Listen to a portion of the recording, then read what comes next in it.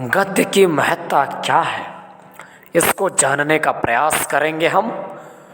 और गद्य के विषय में महत्वपूर्ण विचार किन किन महापुरुषों ने क्या दिया है, इससे भी उनके महत्वपूर्ण कथित विचारों के माध्यम से हम समझने का प्रयास करेंगे।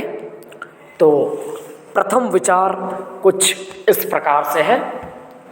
आधुनिक काल में गद्य का आविर्भाव सबसे प्रधान साहित्यिक घटना है।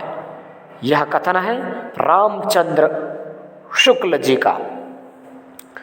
विद्यार्थी अपने नियत अध्ययन को पूरा कर लेने के बाद जो समय बचा सके उसे अपने देश तथा धर्म के इतिहास, अपने पूर्वजों के चरित्र, अपने देश की विगत और वर्तमान अवस्था, दूसरे देशों के इतिहास, समाचार पत्र पत्रिकाओं को पढ़ने और विचारने में लगाए।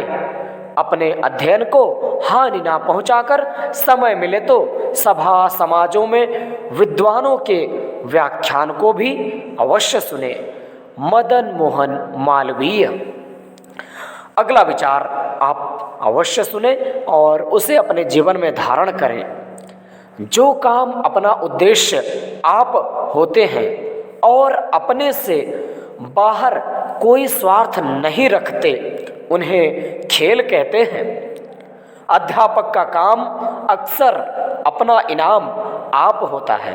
वह बच्चों की भांति जिंदगी जीता हुआ बच्चों के साथ एकाकार हो जाता है। एक अच्छे नाटककार या इतिहासकार की भांति वह एक छोटी सी बात से, एक साधारण सी क्रिया से, चेहरे के रंग से तथा आँखों को देखकर पूरे आदमी की वास्तविकता पता लगा लेता है।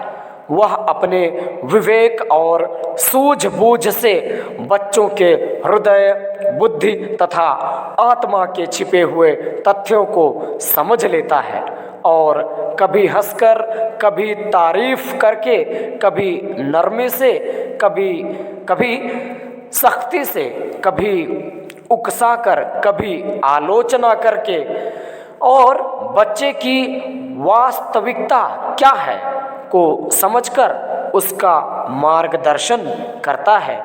जाकिर हुसैन। ये कुछ महत्वपूर्ण विचार।